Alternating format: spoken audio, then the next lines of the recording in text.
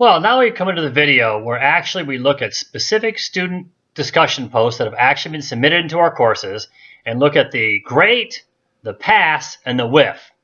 Now, it would have been easy to say the good, the bad, and the ugly, as we've all seen discussion posts which fit all three of those descriptions, including the last term, which is really not very complimentary to our students. A better way to view that last category is a student who took a swing at something and just missed. In other words, it's sort of like a golf swing, which doesn't result in hitting the ball. An effort was made, a lot of energy was put into place, but the club just did not contact the ball, resulting in a whiff. Now, most likely, the student was the same way. They expended quite a bit of energy, or at least some energy, in writing the post, but they just simply missed the assignment, just like that wild golf swing. It's possible the student thought they were answering the question, they just didn't get there. The same way that the golfer expected the club to hit the ball when it came flying through the air and connect and drive the ball down the fairway, the student felt their answer was going to generate substantial points, and it just wasn't the case. For some reason, that anticipated connection just did not occur. So this video is going to provide some specific examples of all three categories of posts, with suggestions on how to provide encouraging feedback for all three levels of students. It's important that we encourage the strongest students to even better, because those are the ones who are modeling the behavior for the rest of the cohort. For those who are not performing at the standards required to earn the highest points, or potentially even earn points required to successfully complete the course, we need to provide both encouragement for improvement, as well as constructive feedback to show them what's deficient or missing in their particular posts. The students don't know what's missing unless we tell them. Now, there's 4 areas of grading that must occur in every online discussion environment: content, interaction, writing quality, and APA. Now, the rubric for the discussions, all the rubrics, at least I've seen at Indiana Wesleyan, are very well laid out and very clear and outline the breakdown of points for each element. Perfect scores should be reserved only for those students who excel in all 4 areas, because a perfect score means no improvement is necessary. Now, this is really pretty rare. It doesn't mean we should not record perfect scores. It just means that perfect reply posts are very rare, especially in the beginning of particular courses where students haven't really yet gotten a swing of the particular content. It doesn't mean we shouldn't record them. We should recognize that perfect scores indicate there is no improvement necessary. Some posts exhibit multiple issues, such as weak content and poor writing, or poor writing and improper APA.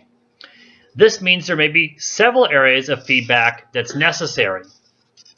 Now, these posts need to be graded accordingly. It should not be given full points because they simply did not meet all the elements of the criteria of the particular rubric to earn full points for that particular assignment. After all, we're simply recording the points earned by the student. If the student has not earned all the points by not meeting all of the criteria, we should record the points that they've earned. Improvement is needed, and the points that we record need to reflect that improvement is needed. Now, as we move forward, we should also recognize that part of this means that there may be several areas of feedback that are necessary, and our role is to determine the best feedback to give at each particular discussion post. Our role is to determine what we have to give for feedback today, knowing we may have additional opportunities for feedback next week. We have to note all the deficiencies and figure out which ones need to be addressed right now.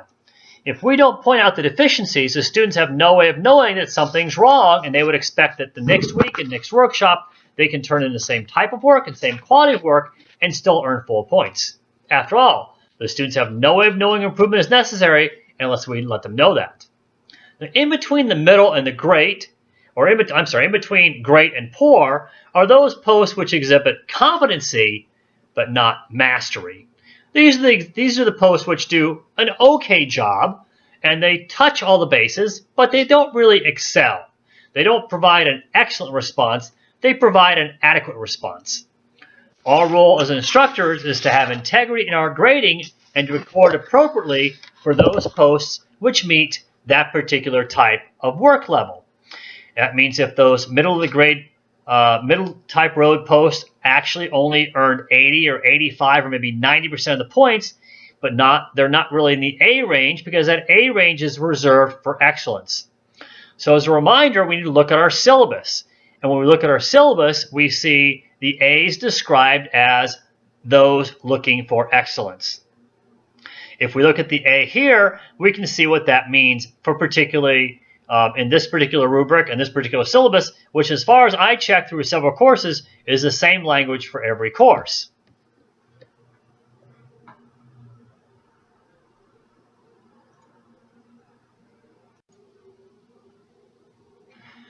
When we look at the language in the syllabus for what dictates and requirements for an A grade, it says that this work clearly stands out as excellent performance, has unusually sharp insights into material, and initiates thoughtful questions, sees many sides of an issue, articulates well and writes logically and clearly, integrates ideas previously learned from this and other disciplines, anticipates the next steps in a progression of ideas. And what this means is this is the type of work which really makes us enjoy teaching.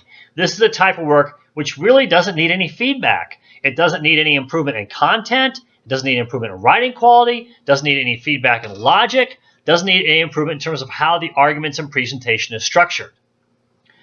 Now, if we look at what is discussed and described as B work, we see in our syllabus, it says that this demonstrates a solid comprehension of the subject matter and always accomplishes all of the course requirements. It serves as an active participant and listener, and the person communicates orally and in writing at an acceptable level for the degree program. The work shows intuition and creativity. It indicates good quality of performance and is given a recognition for solid work. A B should be considered a good grade and awarded those who submit assignments of quality less than exemplary work as described above. It's important for us to realize that we do live in an era of great inflation. We recognize that. But there is clearly a difference between B work and A work. In this B work, the person is demonstrating they understand the topic, but they're not demonstrating excellence in how they discuss the topic. Their writing is at an acceptable level for the degree program. Now, what this means, if you are teaching an undergraduate course, there's going to be a little more leeway for writing quality and APA than if we're teaching a graduate level course. In a graduate level course, there's really no need to have APA problems because APA is supposed to be learned at the undergraduate level. Same thing for writing quality. Problems with colons and semicolons and commas and fragments might be a little bit more likely to be present and acceptable in an undergraduate course. By the time we get to a graduate course, there really should not be any writing problems on a consistent basis. We're always going to have typos. We're always going to have mistakes from fat fingering the keys. But there should not be consistent comma splices and fragments and incomplete sentences and noun-verb mismatches and grammar problems in graduate level writing. If you're teaching an associate's level course, again, there's going to be a little more flexibility and awareness that there's going to be more challenges and more problems present. Our role is to help teach that in all of our courses because all of us with advanced degrees should be able to model acceptable level writing. Now, if we look at the C grade, which hopefully is the lowest grade we actually have to record for students because that's what they've earned, it says this is where the quality and quantity of work in the class is average. They have marginal comprehension, communication skills, or initiative. The requirements of the assignments are addressed at least minimally.